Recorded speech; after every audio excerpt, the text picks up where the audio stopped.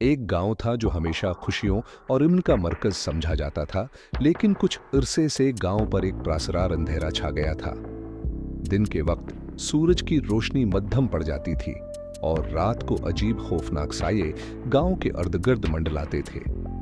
गांव के लोग खौफ में मुब्तला थे और इस मसले का हल ढूंढ रहे थे। इस गांव में आर्यान नाम का एक लड़का रहता था जो बहादुर और नेक दिल था। आर्यान हमेशा दूसरों की मदद करने के लिए तैयार रहता था।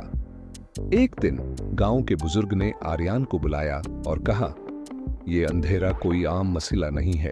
ये एक जादूगर का जादू है जो रोशनी को कैद करना चाहता है। सिर्फ तुम ही हो जो गांव को बचा सकते हो। बुजुर्ग ने आर्यान को एक कदीम तलवार दी जो रोशनी से जगमगा रही थी और कहा, यह तलवार तुम्हारी हिफाजत करेगी, लेकिन याद रखो, तुम्हारी नीयत और हिम्मत ही असल ताकत होगी। आर्यान ने हिम्मत के साथ सफर शुरू किया और गांव के बाहर जंगल की तरफ निकल पड़ा जहां जादूगर रहता था। रास्ते में आर्यान को मुख्तलिफ मुश्किलात का सामना करना पड़ा। खौफनाक दरंदे, जादुई जाल और अंधेरे की ताकतें, लेकिन आर्यान अपनी बहादुरी और तलवार की रोशनी की मदद से हर रुकावट को अबूर करता गया। आखिरकार आर्यान जादूगर के किले तक पहुंचा।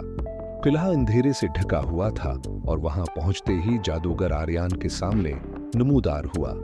जादूगर ने आर्यान का मजाक उड़ाते हुए कहा, तुम एक बच्चे हो और मुझे शिकस्त देने आए हो।